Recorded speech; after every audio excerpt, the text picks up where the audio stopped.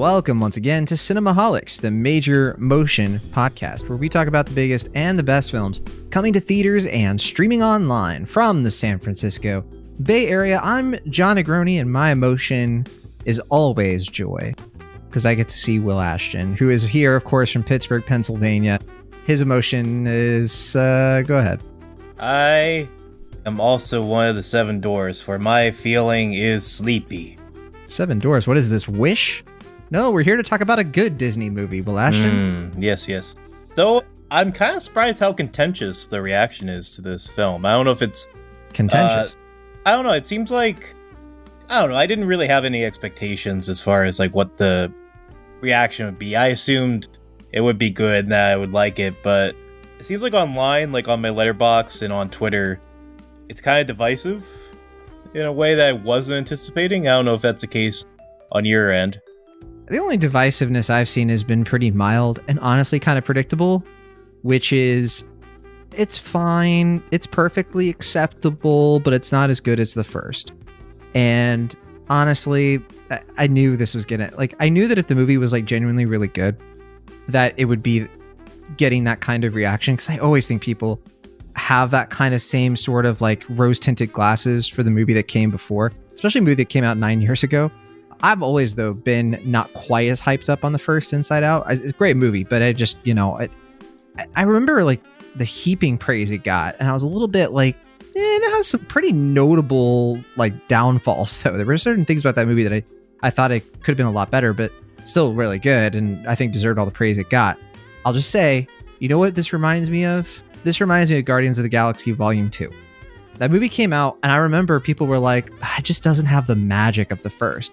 But as time went on, people were like, oh, okay, so like, we just didn't meet the movie where it was at. It was actually doing something really special, and it was actually doing something pretty deep and interesting. And I remember seeing Volume 2 and being like, yeah, I like this a bit better than the original because of this, and this.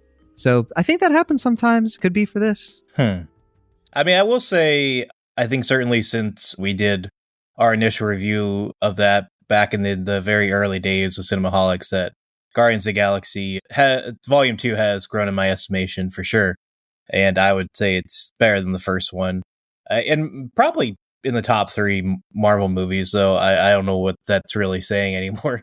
But I mean, as far as Inside Out goes, the original one, I was a really big fan of it. I mean, to your point, I guess, I don't think it quite hits the same heights as those early days of Pixar. Like, I mean, I think, I guess ending with Toy Story 3, there was like a sort of renaissance, like a re-renaissance kind of after the first Cars movie, where they were really kind of getting their mojo and making some of the best work of their run, like Ratatouille and WALL-E and Up. And yeah, I mean, I think in the years since Cars 2, which I really don't dislike, certainly not as much as several other people, but I think of their post-Cars 2 films, I think I would say Inside Out is, if not the best, then certainly one of their best for sure. I think even if the world building isn't maybe as concrete as something like Monsters, Inc., I do think it really takes what's a fairly fairly high concept and also a fairly kind of esoteric concept and simplifies it in a way that respects the emotions of children, but also can communicate these very heavy, lofty themes in a way that is approachable and engaging and fun. And I think it really benefits from a really strong voice cast. Like, I think everyone, especially the core emotions in that film, are really super well cast, which is why I'm kind of disappointed that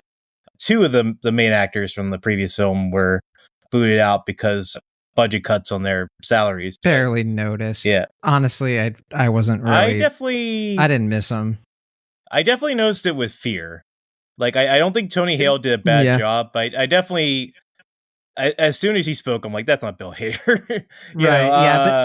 But also, Fear and Disgust barely did anything in that first movie. That's one of the, I think, the shortcomings of that movie is that Anger really overshadowed them, which is great because Anger was awesome and is awesome forever. He's the best one. But they didn't really get much to do in that first film. And so, like, I was sort of like, yeah, if you change the voice actors, like, that's fine. Like, I don't know. Like, who cares? I mean, I get from their perspective, like, if they have to choose between Amy Poehler and is it Phyllis Smith? Is that the Phyllis Smith? Yeah, Yeah. If you have As to sadness, sacrifice those two or Bill Hader and Mindy Kaling, I get for the sake of the film, it makes sense. So the focus on Amy Poehler and Phyllis Smith, their absence would be extremely noticeable in the sequel, to be sure. In a way that I think Liza Lapira, who does Disgust, is way better than Mindy Kaling was.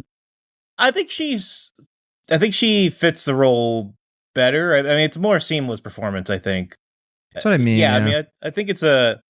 Yeah, I mean, I think of the replacements, she's certainly the stronger of the two. I think not again, nothing against Tony Hale, but yeah, I don't know, noticeable, but I kind of got over it after like however many minutes.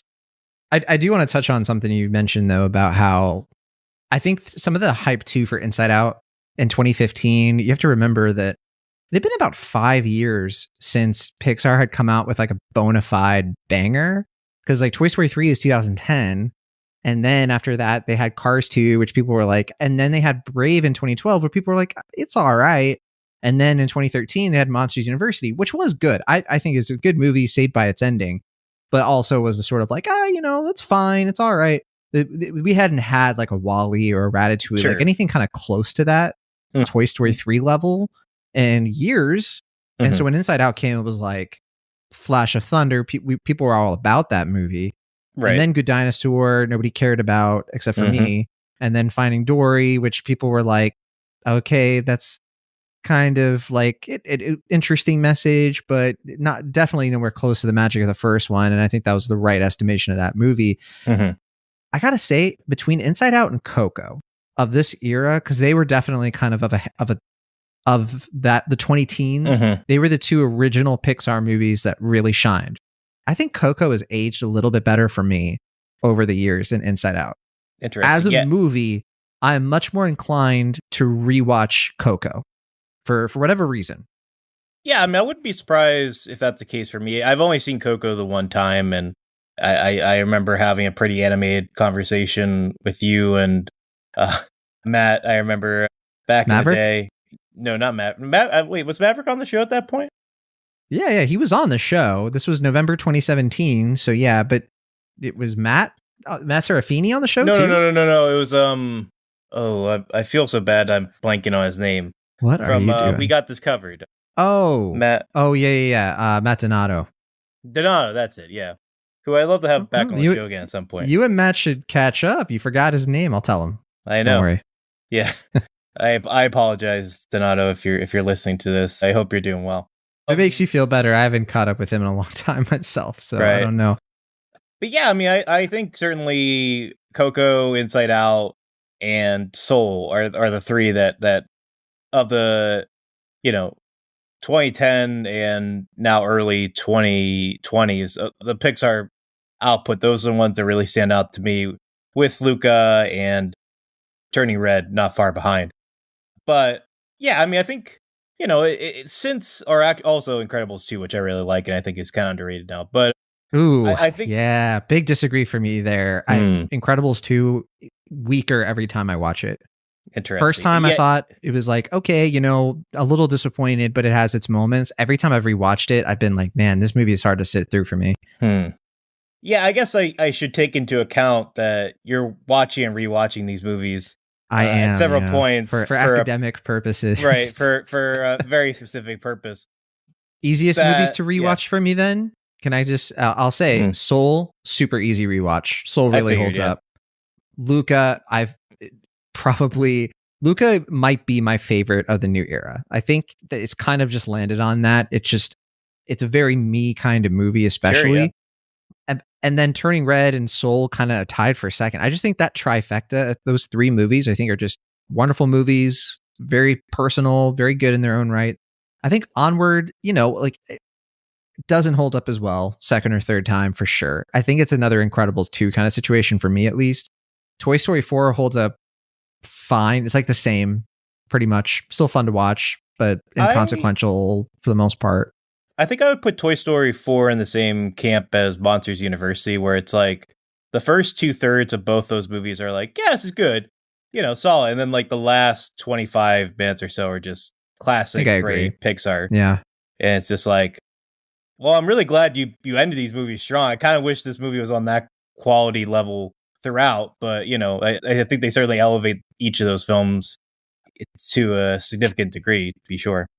Lightyear, I've still only seen the one time. I have just not brought myself to rewatch it. And I've tried to rewatch Elemental on multiple occasions. It's literally holding me back because it's the next chapter that I need to finish for the new Pixar Theory book. And I have the Pixar Theory stuff for it all figured out. But rewatching that movie is a chore. It really is. Like, I'm watching it and I'm just like not hooked at all.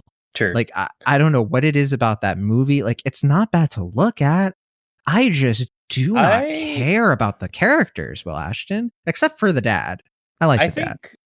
Especially in retrospect and having watched this film, I think Elemental might be the worst looking Pixar movie, which is not to say it looks bad. I just think it doesn't look like everything about that movie just feels incomplete to me. Yeah, like it's not. Yeah, you're right. It looks beautiful objectively. But when you actually like the way that the whole world feels and kind of comes together, it's like the art direction is just missing something that like makes it feel complete, I guess. I don't know. Yeah, I mean, not to give away too much of your process or to reveal too much about your upcoming book, but I do think it's funny, catch up with you here and there and you're just like, how am I going to fit this into the theory? Like, it's just like, what am I going to do? Elemental was the toughest one yet, for sure. Yeah, it's just like it took some time. Yeah, like it's almost like it's almost like they made that movie to spite your theory. I don't know why they made that movie. I feel like Pixar has gotten to this point where they are sort of just like, I don't know. It just seems like they're not as like unforgiving with these movies as they used to be. I mean, they used to just axe an idea if it wasn't working or completely redo it. And I think they got to the point where they're like, well, we got a good dinosaur out of this, which we just like stripped to the bone, redid everything, voice cast and all, cost us a ton of money, and then it flopped at the box office. And so I think that they've been a little bit less ready to do that. And it's kind of resulted on some occasional misfires. But, I mean, I know we've talked about this. I don't want to dwell on too much because I do honestly want to talk about Inside Out too, and I'm not trying to. Same here, actually, yeah. I don't want to presume too much because I really don't know, but I kind of get the vibe that that's maybe a Pete Docter sort of thing, where maybe just as the like head honcho at Pixar right now, like I'm sure he's a super nice guy. I'm sure he's very easy to work with. I can imagine him being a very great creative partner, but I also kind of feel like, obviously you're not going to bring back John Lasseter, and it makes sense why they got rid of him. But I think he was kind of the stricter hand, and him and Ed Catmull. Sure, it was those two. And I think that another piece that they really have been missing, because when it comes to Doctor is brutal when it comes to the animation side. He sweats those details, and he is all about the world and how it feels and looks and all of that. I don't think like Doctor. I will not disparage the man. I think he's brilliant, and he's helped foster some incredible movies. But I do think when it comes to like these personal stories from other directors, he is a good leader in the he doesn't micromanage. But yeah, I think to what you're saying, I think he's not quite as like, he's not anger, with Lewis Black sometimes when something isn't working. And I think he's also working within some huge constraints that weren't there before for Lasseter and then those other folks. And that's what I think in the early days. Right. I think that's also part of the reason why I don't want to like give Doctor any genuine flack, because it's like I understand the head honchos at Disney are probably putting more pressure on him than they might have put on Lasseter. But yeah, I think that to your point, it does kind of feel like in terms of story, he's maybe not as exacting as someone like Lasseter is, where he, really just kind of, pushes people in. It sounds like he's the type of guy who's just like, no, this does not work. Let's figure this out. Like really, nails to the chalkboard. Like, let's get this figured out sort of personality. And yeah, I mean, I imagine that it's not fun to be in that sort of environment, though. I think he, is certainly a major hand, and unfortunately, in many respects, for being the reason why Pixar is as great as it is or was, or whatever you want to say. But in any case, I think all that is to say that Inside Out 2, it seems like for Pixar, there's a lot of stakes at play with this film, not only in terms of creative, but financial.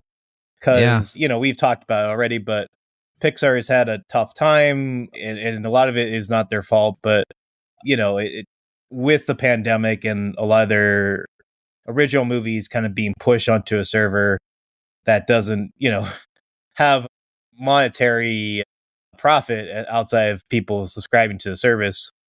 There was a time where it's like, are all Pixar movies just going to go straight to Disney Plus? Or they got to treat them like the also rans of Disney's original content? And yeah, I mean, it was kind of scary. And they taught people to wait.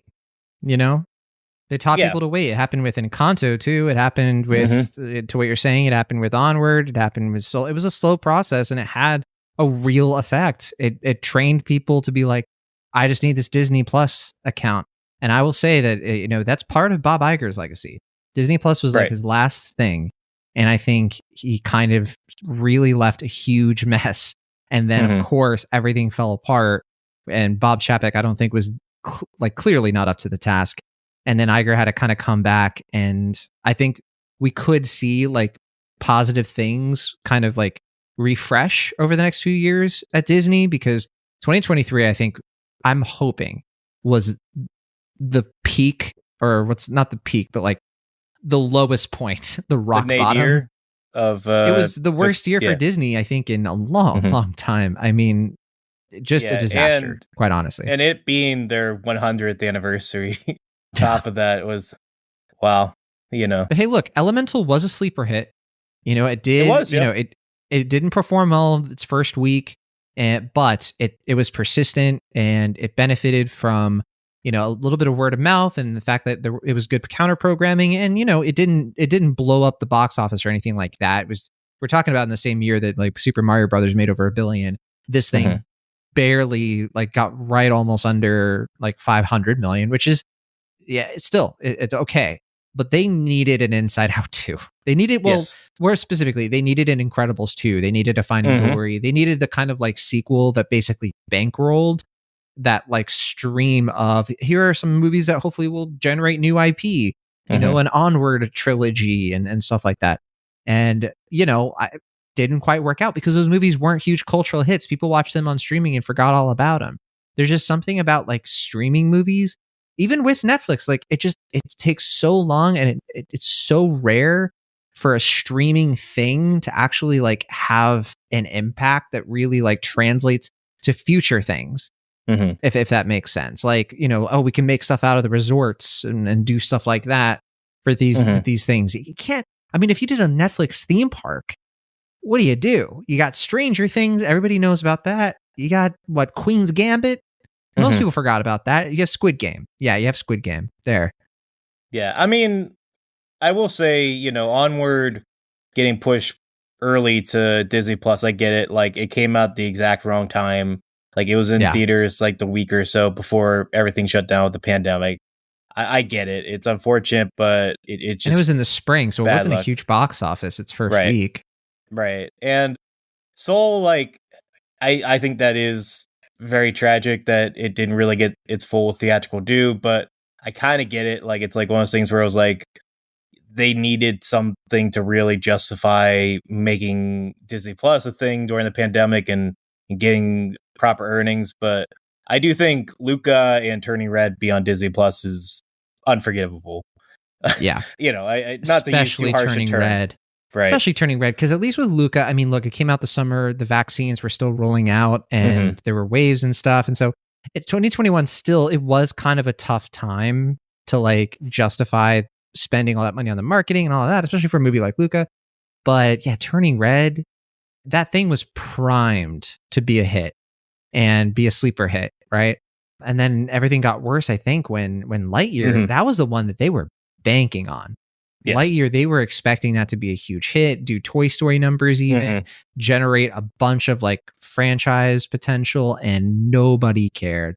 And people blamed it on a throwaway moment where a woman kisses another woman on the cheek. Oh, yeah, it was, this is 2022. This is when we started getting a lot of like I've decided to make my entire personality like hating anything in a movie like Disney or Star Wars, and something that even suggests like gay people exist, like that whole thing, which has honestly been in the shadow of this movie to a point where I'm just like, guys, you haven't even seen the movie. And it's like, there was all this kind of like discussion of like, they're going to make Riley gay and all this like dumb stuff. And I don't know, it's just very annoying when you're just, people make a lot of money pissing other people off in that way. And it definitely grinds my gears. Well, Lightyear was a big flop. Sorry, not to dive into that whole can of worms. Yeah, I mean, I think the big thing with Lightyear is, and something that I think Disney just kind of showed a blind eye towards until it was too late, was that no one asked for that movie and no one cared about that movie. Yeah. It was just like one of those things where it's just like, when it was announced, everyone was just like, okay, like, so it's about the toy, and then they're like, to give some confusing rationalization, it's just like, no, it's the man that inspired the toy. All this. And Andy watched a movie in the 90s and it made him want to get the Lightyear toy. And so it was like, okay, so it's a movie within the Pixar universe. Right. I mean, that's what they should have said from the get-go, is basically just like, this is the movie that Andy watched that made him fall in love with Buzz Lightyear. Like, that's all they really needed to say. But they kept trying to be like, no, it's the problem the man is it didn't make sense. Right. There's no way Andy watched this movie as a 5-year-old and was like, heck yeah. No, he watched the Saturday morning cartoon. Obviously, that thing was already your Lightyear. What I mean, though, is just like, that movie just had nothing really going for it. And the big thing was just that they never really figured out the proper way to pitch the movie, which is like, it seems in retrospect so simple, just like, because that's the beginning, like, opening of the film is just like, the 3 sentences, and that's your pitch. I assume that was the actual pitch that they did, but for some reason during the public promotion, they kind of didn't figure that out. But they couldn't pull off elemental numbers just because like there was no word of mouth. People went and it was a snooze fest. I mean, it was Pixar's Interstellar, and it's like Pixar is not known for this kind of thing. And like, sure, like you want Pixar to kind of branch out a little bit, but this was just weird. Like, it just wasn't a good movie. Sure, I think it has one standout scene, which is the the montage of him going, doing the mission over and over again as everyone around him ages. But I don't think that justifies a film. No. Then you have the rest of the movie when it really falls apart. I think I do like the robot cat thing. That Socks. He was chill. But anyway, I was kind of wondering if Turning Red was part of the reason why this got maybe kind of a more muted critical response compared to the first one, just because that movie is also obviously about a young girl going through puberty. That is also a film where like it portrays these sort of hard to capture things in such a vibrant and engaging sort of way that people look at something like Inside Out 2 and fairly or unfairly are just like, didn't you just kind of just do this already fairly recently? Yeah. Like, I mean, I think the idea makes total sense as a sequel to Inside Out. Like, they set that very easily at the end of the first movie. It just makes sense. Like, obviously, Riley going through puberty is what the next chapter of the story is. But yeah, it's just fascinating that like they kind of did that story already and they did it a bit better. And then like 2 years later, they're just kind of like, and here's Inside Out 2. Yeah. I kind of agree. Very different movies for sure, but definitely similar energies. I will say, so Turning Red, Luca, and Soul did eventually go to theaters this past year, and Turning Red was the weakest of the reissues. Part of that is because I think Luca did have a little bit more play in the box office in 2021, because I think it was at one theater in LA or something like that. So Luca grossed around like 50 million, 51 million. Turning Red only grossed about 21, 22 million back in, I think it was February. And Soul did really well. Soul generated 120 something million. So like Soul did a lot better compared to the others. I think it had more time, and it was in China. I don't know if Turning Red and Luca were in China. They might have been. But that's all to say, you know, they did get to go to theaters at some point, so people did have a chance to watch them. But it's just kind of interesting that Turning Red was kind of the tougher sell. And I think that it's weird because Turning Red's really good. It's very funny. It's a good Pixar comedy, very rewatchable. But so with Inside Out 2, and I'm sure we're going to compare the movies a little bit, it's been 9 years. So you're kind of going back to the Inside Out world. But I think one of the most interesting decisions about the movie they made, and it might have been the best decision, is that this is a different director. And I think that was a really smart decision because I think that the new director here, Kelsey Mann, I think she just brought something similar to the first Inside Out movie, but also something that just kind of, I don't know, it felt a little bit more authentic to a 13-year-old girl's experience for whatever reason. I don't know like what he's done necessarily at Pixar before. I think he did work on he was a storyboard artist, right? And like I think he did story for The Good Dinosaur, and he was a story supervisor for Monsters University and Onward. But he's been like part of like the brain trust for a while. I think he's had like a larger role with things like Elemental and Turning Red and stuff, if that makes sense.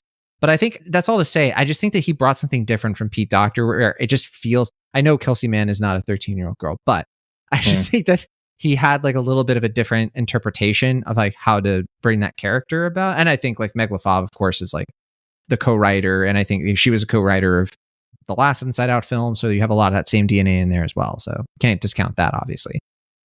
Yeah, I mean, I was going to say, I think, he did Party Central, which was a Monsters University short film. Like I knew he did one or more like of the crops of shorts that they've done with like Toy Story and Inside Out and Monsters Inc. and all that jazz. So yeah, I mean, I think he was just like one of those guys who, you know, was obviously around for Pixar and then just kind of earned his way up the ladder. And I think the big thing in terms of style and direction with this movie that intrigues me is that I don't think it matches Toy Story 2 in this respect, but it has a similar sort of like, let's get goofy with this one. Like the humor is a lot broader, but it's also a lot more specific.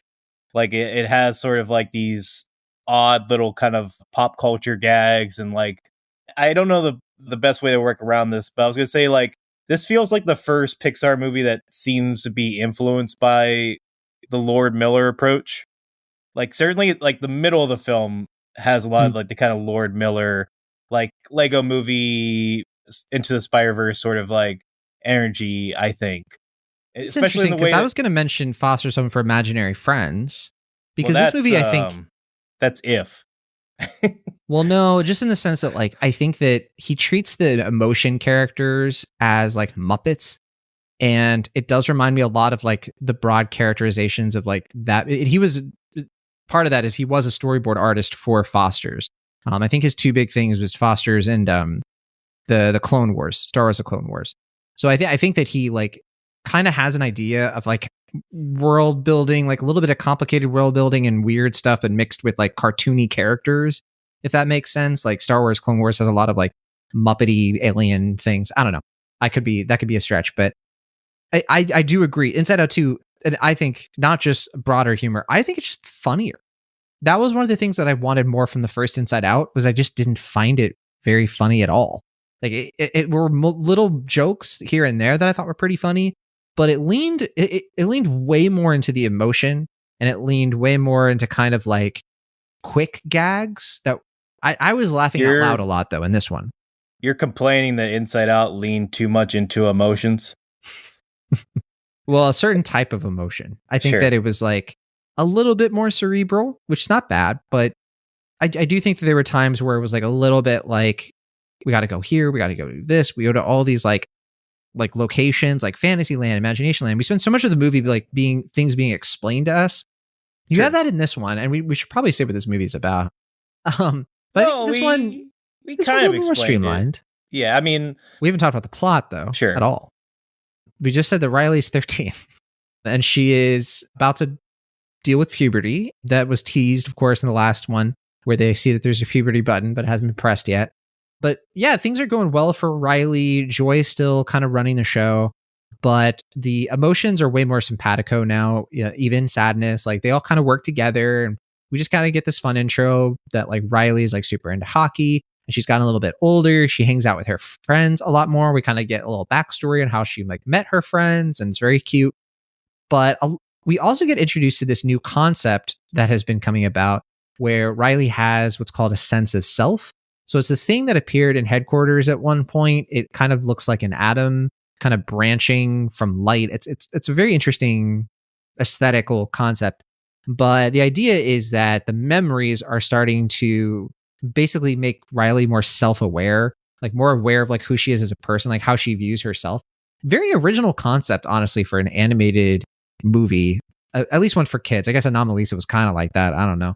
But this one's just a little bit more like metaphorical, and it's kind of tackling with how you view yourself, how you deal with bad memories that you want to forget. And things get even more complicated when puberty happens. Finally, the button, the siren or whatever it is starts going off. And the next thing you know, Riley has a bunch of new emotions. Apparently they were just kind of like hanging out until it was their time. But among these emotions, like we get boredom or ennui, who is a standout character, I think. Envy, who I thought was like barely registered as a character, definitely a weak spot of the movie, like just did not do that much, was just kind of there. But I guess that's kind of the role that fear and disgust kind of filled last movie. But anxiety is kind of I forgot embarrassment as well. Embarrassment had some fun moments. Paul Walter Hauser voices them, and then Edebiri, of course, she's got to be in everything these days, voices Envy. But anxiety is kind of a new emotion who is kind of a rival for Joy. In fact, anxiety kind of becomes the antagonist. So Maya Hawke voices this character. And this is really cool, actually, because I think one smart thing that you can do with an Inside Out sequel is you could say, well, you know what? That first movie, it didn't have an antagonist really. Like it just had a very flawed protagonist who sometimes slipped into antagonistic modes against sadness. So it was more sort of like two emotions trying to figure each other out and all this stuff. And there was like not as like a specific like villain or anything.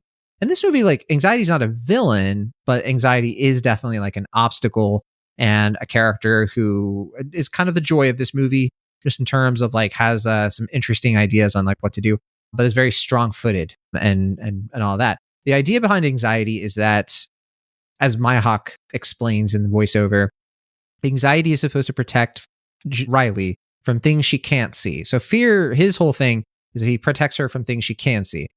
Sure. But basically, the emotions start going haywire because Riley goes to this hockey camp, and she's faced with this like crisis of like trying to make some new friends because her best friends are going to be leaving and going to a different school than her. And so Riley wants to make the hockey team in the fall because otherwise she won't have any friends at all when she enters high school. And so anxiety takes over and is like, we have to completely change Riley's sense of self in order to like, you know, make this happen. You know, so like anxiety has good intentions, wants Riley to be happy, but obviously that is something that joy and sadness and fear and disgust are not into, but they get literally bottled up and have to go on this like grand adventure. And that's kind of the basis of the movie. It's very good. I think it's very well written. I think it's a good conflict. It makes a lot of sense. I think it's a good movie because it takes everything from the first movie and just kind of expands it. Like it's not trying to subvert the first movie. And it's kind of reteaching some similar lessons as the first movie of like, you know, you have to kind of use your different emotions and embrace them in different ways. But I think the addition of like the sense of self and also like just there are some gut punches in this movie about like what growing up really means that I don't think that first movie even touches. I think the first movie has Bing Bong, and that was sort of like about growing up and like letting go of like childish things like that. This movie has so many more like not stuff at that level, I guess, but all kinds of like really smart plays on like what a person's mind is like. That it felt more original, and I felt more excited about what we would get next because we go to a lot of different places. We don't linger around them too much. I think like there weren't as many things that stood out for me in the first Inside Out in that respect. Like there was like Dream Productions was kind of a cool concept, and I don't know, like the imagination thing, like that was okay. I don't know, some of that stuff I felt like was a little bit long on the tooth. But this movie, I just think it's crisp as heck, 96 minutes, gets its point across. And that's the criticism I've been seeing of some people being like, that's the problem, is that the stakes aren't high enough. But I felt the stakes, because to me, yeah, Riley, what Riley's dealing with now is at that age of 13, and maybe you'll agree or disagree, Will, but it's all about like making decisions about who you're going to be as a person. And that has everything to do with like your friends and like what clique you belong to. And it's like, it's such a pivotal, instrumental time. And I completely bought it and I felt it. And I was just like, Riley, look out. Anxiety is going to get you. And I really felt for this character in a way that I didn't really feel in the first Inside Out. The big issue that I had with Inside Out, I did not connect with Riley as a person. It was all about the emotions. We didn't cut to Riley that much, honestly. I just never really felt like myself any emotion for Riley. In this movie, we get more Riley. And I think that she has more of a personality in this. I think that she's more kind of interesting. Like we get like little montages that just give us a better idea of like, who is this kid and why should we care? And so I don't know, I just think it comes together a lot better. And I think its heart is really in the right place. Inside Out too, it's good. Yeah, I definitely think it's good. And it's such a relief to see a good Pixar movie again in theaters. Like, you know, it was such a troubled time to like see 3 really solid Pixar movies just get straight to streaming releases. And it's like, okay, finally, Lightyear is going to theaters. And that one is potentially the weakest Pixar movie. And then you have Elemental, which is also, as we mentioned, a pretty disappointing film as well. So it's just like, man, like you're talking about the film not having stakes. I definitely felt anxious throughout the film watching it, even though I do things were going to be fine and whatever. It's a kid's film, but I think the movie really communicates a proper sense of anxiety for the audience. Worrying about anxiety, you know, there's so many layers of anxiety there. I don't even know if it's worth getting into, but also, yeah, just like the stakes of like Pixar now is just like, is this going to be, you know, like, can we just expect more C-tier Pixar films moving forward? And I think, you know, I guess I push back on maybe your more muted feelings on the original Inside Out. I think prefer the original over this one, but that's not to say that this one is bad in any respect. I certainly think this is a solid, worthy sequel. Though I do think, as funny as the movie is, and how much it's willing to kind of, you know, mature, but also play with the formula in a lot of fun ways, not only in terms of story, but animation. That's kind of what I was trying to get at before, was that the film's willingness to play with different styles and modes of animation feels indebted, at least in some respects, to Lord and Miller in the ways that they can kind of bounce and play with. I see what you're saying. Yeah. Of certainly was like the Spider-Verse movies, like the way that they're able to kind of play with like live action and CG and it's hand drawn and all these things. And it's not quite as buoyant and creative as that, but I will say that like characters like Pouchy, without giving too much away, are just love him. Not only super best fun in their character design and animation, but just so many great moments, and the way that they're able to blend that with the characters and environments in a traditional Pixar mode, I thought were really refreshing and astounding. But I do think, I don't know. Pouchy, by the way, voiced by James Austin Johnson, who I just think does a terrific job. He's a guy. The SNL guy. I thought Ron Funches voiced Pouchy. He voices Bloofy. Oh, that's he right. Also he also does a terrific job. Love that comedian. Yeah. Yeah, I was gonna say also, since we're talking about the voice performances, I thought Maya Hawke was great. Like, I mean, yeah, I haven't seen her in a ton of things of late, and I feel like a lot of things I have seen her in are supporting roles, so I haven't really gotten like, because I don't watch Stranger Things and stuff, so I'm not as well versed on her as a performer, but I thought we saw her really in Mainstream. You remember that one? Mainstream with Andrew Garfield. Who could forget such a film? Yeah, she was a maestro, Coppola, right? Yeah. That's what I mean. Like, that's a supporting role. I thought she was very good in that. But you didn't see Do Revenge, huh? No, I never saw that one. I did. I thought she was very good in Asteroid City as well. What about Fear Street? You saw that, right? No, I didn't see that one. I did recently see Wildcat with her, the Ethan Hawke film, which I thought was that one I haven't seen. A flawed film, but I thought she was very good in it as Flannery O'Connor. But yeah, I mean, in any case, I thought she really stood out, especially considering that she's not someone who's particularly known as a voice actress, to kind of make this character not only stand out in their own right, but also have this sort of wiry, but also sympathetic and also menacing tone throughout. I thought that was really communicated well through her performance, and likewise, she has done one other voice performance. Okay. She voiced a character in Moon Girl and Devil Dinosaur, the Marvel series. Yeah, I'm sure you will. Audience listeners, Will is shrugging and is clearly perturbed that you brought this up. Yeah, I can't say I have any relationship to that at all, but it's like a kid show. I thought, and I also loved, like you said, that her character design is so influenced by the Muppets. Like it is. Yeah. It's very easy to see the puppet version of. Yeah, I mean, and also I love it. And also, I should mention that Frank Oz and I think a few other Muppet alums have voice June cameos Squibb. in the film. Yeah, Frank Oz is like one of the Mind Cops. June Squibb is Nostalgia, who gets like a couple of quick fun stuff. Pete Docter voices a character at one point. Flea voices a character. There are a lot of like blink and you'll not hear it voices. I didn't realize Yvette Nicole Brown voiced the hockey coach until I saw the credits. I was like, wait, what? Oh, okay, surely. That's nice. I mean, her voice sounded familiar enough that I was like, I couldn't place it, but I was like, I know this voice. Yeah. From watching several episodes of Community and hearing Shirley. Yeah, so the voice of Ennui was Adèle Exarchopoulos, the one from the actress from Blues a Warm as Color. Her name is impossible for me to pronounce. I'm sorry. Yeah. Also, Passages, one of the best films of last year. Yeah, I thought that was great. I thought she was really funny. I did kind of wonder though, watching the film, like, did they offer this to Léa Seydoux, and then she was just too busy to do it? They were like, they went like the next thing on IMDb. They're just like, well, who else is in Blues Warm as Color? Yeah, it's like recommended. Like it's like if you're on IMDb and you're on the Léa Seydoux page, and it's like more actors like right. Yeah, if you like this actor. But no, what I really like about the way that they did the designs too is because the first movie it was clear like joy was a star, right, and then sadness was a teardrop, anger is like a thing of coal, so it was like there was always like an idea behind it. Disgust was broccoli, also puke, I guess.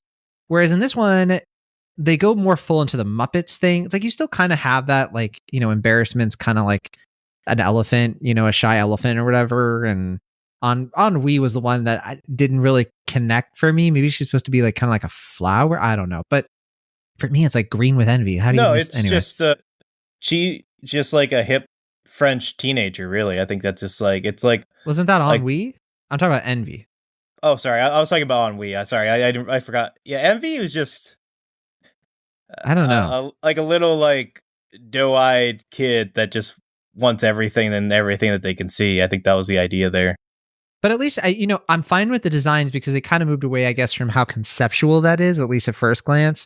And they just, they lean more into like, these are Muppets, like they're just kind of wacky and like anxiety should be not fun to look at. But of course, as a character, it's like a very compelling character too, obviously. This movie, I mean, gets across the idea of like anxiety itself.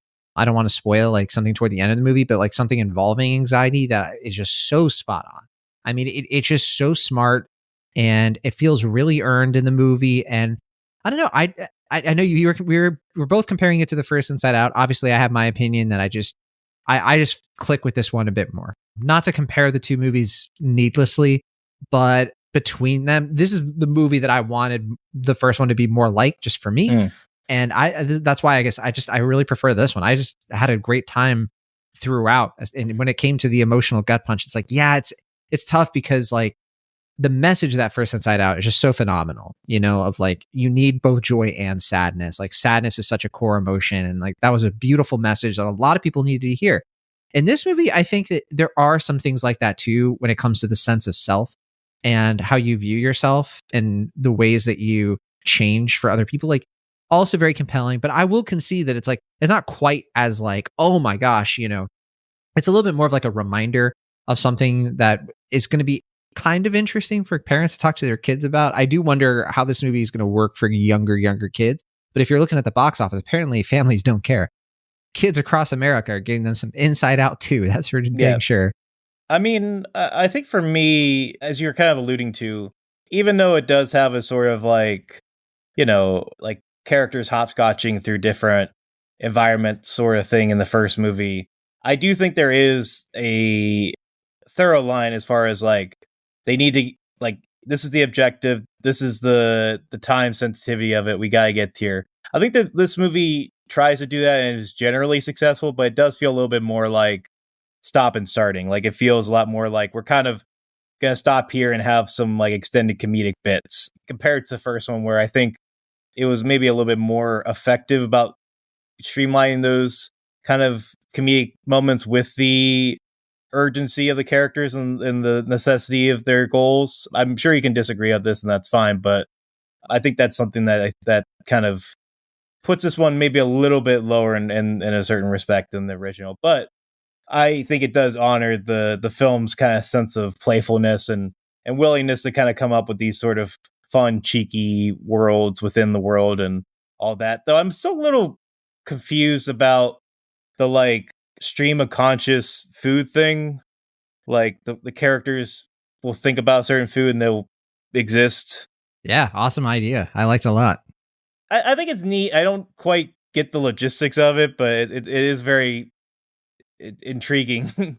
Logistics of this movie, you kind of do have to throw the white flag at a certain point with a lot of it, but that's fine. I think that it also kind of serves a purpose, ultimately, a functional purpose, and it always is there to kind of just evoke, either a laugh or a sort of like, oh, I get that, that's funny, or kids want to see like big vegetables and like, ew, gross, broccoli, like, it kind of gets that across at least. Yeah, I think this is just one of those movies. I do think that the only divisive thing I've seen, because most people I've seen who've responded to this have been like, yeah, it's a worthy sequel. This is maybe not the sequel exactly like I wanted, but I do suspect I could be totally wrong. At least for me and maybe some other folks, I feel like this will be that like Guardians of the Galaxy Volume 2 kind of situation where, some people might like it a little bit more down the line, to the point where they're like, yeah, you know what? Of the two movies, like this one ages a little bit better. Tricky to say, because this is Inside Out has been out for a long time now, almost 10 years. And so I feel like opinions of that movie are pretty baked in. And it does depend, I think, a lot on what you got out of that first movie and why. I know for me, I mean, Inside Out holds a special place in my heart. It was the first Pixar movie that came out after the Pixar theory stuff. And it was the first movie I got to like learn about at Pixar and like go there myself. And so like I was on an emotional roller coaster. Where's the emotional roller coaster at either Disneyland or in the movies themselves? How does that not happen? Like we saw they had like that one thing, but it wasn't a roller coaster. That was a Pixar pier. Yeah, I mean, they have like the train in the first one, but that's not really an emotional train of thought. Thing. Yeah. An emotional roller coaster. It's such a perfect concept. I don't know. Maybe they thought it was too easy. Sarcasm is better. Yeah. I was going to say earlier when you were talking about portraying anxiety, like there's been this recent trend with like multiple animated films having like moments where characters have like panic attacks or like, moments of like experiencing intense anxiety. And it's like, what's going on like with that? But then I realized like who would know about anxiety more than these poor animators who are like given impossible deadlines and being like, you got to get 150 stills by, week 2 and something. And they're, having mini panic attacks and then looking themselves in the mirror. Pixar sure is good at evoking this. Wow. Right. How did they know? Where did that come from? Well, hey, look, there hasn't been a lot of anxiety, I think, for the top dogs at Disney and Pixar. Looking at this box office, I mean, this movie has gone on in its opening weekend. It grossed $438 million worldwide. It's the third biggest opening day debut for an animated film domestically, only behind, Incredibles 2 and The Lion King in 2019. And I think this movie is going to be the big one of the summer. And I feel a little vindicated because I remember, I think we talked about it a little bit, and I think you were kind of more sympathetic with my prediction that this movie was going to do a lot better than I think a lot of people suspected. I think there were some folks who I think did not really expect this movie to be like number 1 or 2 for the summer. And I think what was your prediction again?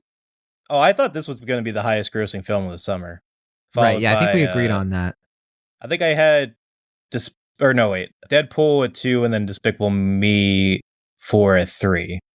Those are my predictions. And then Twisters at 4, which I think I think that we'll see. Yeah, a very good chance that those will be the 4 highest grossing films in the summer. I mean, Twisters kind of more of the wild card, but I certainly would be surprised if anything besides maybe Deadpool outgrosses Inside Out 2 this summer.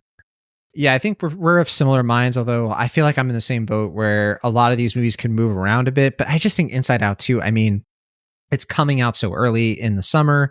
I think it's going to really last. And I just don't have a good feeling about how Despicable Me 4 is going to do. I just feel like some of that fatigue is going to set in at least a little bit. It's got to at some point. My general theory about summer box office, which more often than not serves me well, is that the movies that tend to be number one for the summer are ones that are familiar but different, in the sense of like there's something that they're familiar with. Like last year, the reason I was so gung ho about like Barbie's going to be the highest grossing film in summer is like people are intrinsically familiar with Barbie, but they'd never seen Barbie on the big screen. Like it was just like one of those like things where it kind of appealed to multiple generations, multiple audiences. And this thing, it's like, okay, like it's been nearly a decade. People really love that movie. It kind of hits for people young and old for a multitude of reasons. But it's like now we get to see those characters interacting with the emotions of puberty. And it's like, you know, familiar, but also different. It's like similar, but also has something we haven't seen in a way that like, I don't know. I mean, maybe with Deadpool interacting with Wolverine that people feel the same way. I don't know. I mean, what's different about that, right? It's just like another Deadpool. Like people have seen Deadpool, they've seen Wolverine, so it's like the big thing for that, but you know, is that it's an R-rated film as opposed to Inside Out 2, which is a PG rated film. But I was gonna say with Despicable Me 4, though, it's like you're saying like, yeah, there's a baby this time, but it doesn't feel like, oh, we're gonna see something totally different than exactly the 6 other movies we've got. That's why I'm skeptical. It's just like, yeah, more of the same. I think there'll be some like internet meme stuff behind it for sure, like the Gentle Minions thing in 2022. And when it comes to Twisters, I mean, look, some people are saying it'll be the next Top Gun Maverick. No way. Like people don't look at that first Twister movie like they do Top Gun. But I think there will be some interest of like, oh my gosh, this actually looks like a movie for adults. Like I want to see a movie like that. And I guess it depends on the reviews and stuff, but I mean, there has been some, there's been some chatter reaction that Glenn Powell is a plant, just an industry plant, has been around for a long time. Like first time I remember seeing him in a movie was maybe Hidden Figures or something like that. But whatever. I was gonna say Everybody Wants Some is the one that I remember him. Oh yeah, he was earliest. Yeah. But he has been kind of oversaturated. He's like last several months. He's been in Hitman on Netflix. Anyone But You. He's been on what else? Something else. I forget. But yeah. I mean, Twisters is the one that's coming up. I mean, he was in Top Gun Maverick, but that was a couple years ago. There you go. But yeah, I mean, I think the big reason Twisters is not going to be Top Gun Maverick, at least to that extent, is that it doesn't, for a lot of tragic reasons, but also just, because this is like a semi reboot or whatever. It doesn't have a lot of the original cast. It's not like, Holly or Helen Hunt. Helen Hunt is in like interacting with a new generation of Twister hunters or whatever. Which is a point in its favor. But yes, so? I get what you're saying. 100%. I have never seen Twister, so I don't really know like the extent of her character or whatever. Yeah, it's just not that kind of movie. Now they might do cameos and stuff. I would not be surprised at all. But I don't think they're not leaning into it for the marketing for a reason. And I think that's because they know most people don't remember. Right. I think, I don't know, the implication I'm kind of getting is that Daisy Edgar Jones' character is like potentially the child of Bill Paxton and Holly Hunter, but I don't know if that's where they're going with it or not. We'll see. Yeah. Inside Out 2, let's play the Rotten Tomatoes game. And we're a little over time, so we don't have time for comments, but that's fine. Where'd the time go? It's not like we did multiple tangents. Hey, I mean, look, there should be an Inside Out 3. They should do a whole thing about tangents, right? Like all of a sudden, just like there's a road that goes down that way and the emotions start walking down. It's like, where are you going? Okay. Rotten Tomatoes, have you been spoiled on this yet? No, I don't think so. I was going to say, I'd love to see Riley's emotions when she gets into podcasting. Well, there have been folks who've been like... anxiety. Yes. Well, there have been some folks who've been saying, like, you can't do an Inside Out 3 because, like, then Riley's going to be a teenager and then you have to do teenager stuff. And I was like, wait, I was listening to a podcast about this and they were like, then there's going to be all the sexual stuff. I was like, really? I feel like you could do a teenage movie without like a bunch of sexual stuff. And I feel like Pixar could do it. Like, this movie doesn't really, like, she has crushes and stuff. And I don't know. I just feel like it's Pixar. Like, I don't know. They're probably, this movie made too much money to not do a third one, quite honestly. I know they're doing the series, like the spin-off series or whatever, but yeah. I think I remember hearing that like guilt and angst were characters that were considered but taken out of this film. I would love to see a third Inside Out. She starts a band. Yeah. I was gonna say I would love if a third Inside Out film was about Riley turning to Catholicism and then being a teenager and feeling all these mixed feelings, but guilt and anxiety and angst kind of dictate Riley her, is like so wholesome too. When you find out at the very end what there's like a post-credit scene about what her deep dark secret is. It's like the lamest thing in the universe. And she really gets into like youth groups and all that, and it's just like she cusses for the first time, and that's like the climax of the movie. Right. It's like, I don't give a damn. Will Ashton. But no, she if there was like one emotion that I think would dominate the next movie, it'd probably be love.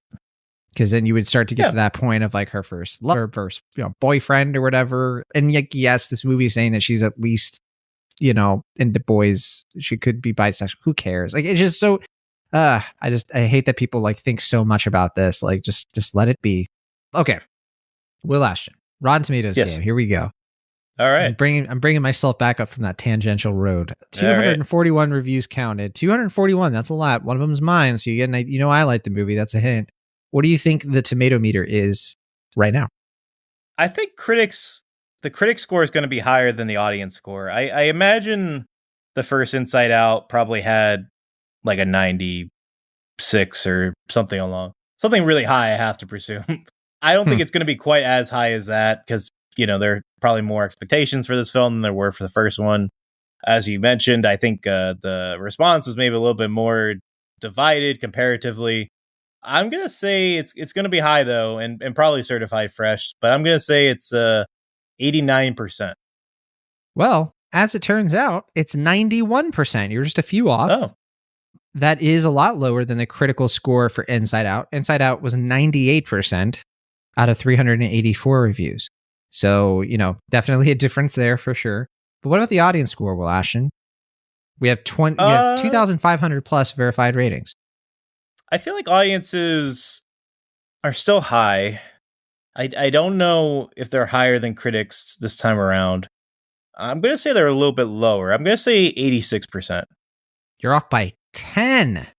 Oh, 70, wow, 96? No, I'm just kidding. 96%? Yeah. It's a lot higher than the critical one. And I mean, look, compared to the last one, the first movie is 89%. Hard to judge. That one's off of 100,000 ratings. So who knows? But yeah, so 91, 96, pretty decent split there. But Will Ashton, what about the cinema score? The folks in Vegas have their take. Cinema score, to remind the listeners, can be anywhere from an F to an A+ rating. What do you think? I think it's a solid A-. That's a little bit higher. You keep underestimating this movie. It's an A, a gentle A. 71% said they would definitely recommend it. And we'll finish off with Letterboxd. So on Letterboxd, we have 277,000 watches. It went up literally 2,000 watches over the course of this recording.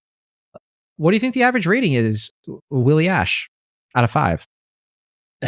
Adding 2,000 ratings over the course of this recording is generally insane. I have to say, I have to agree with that.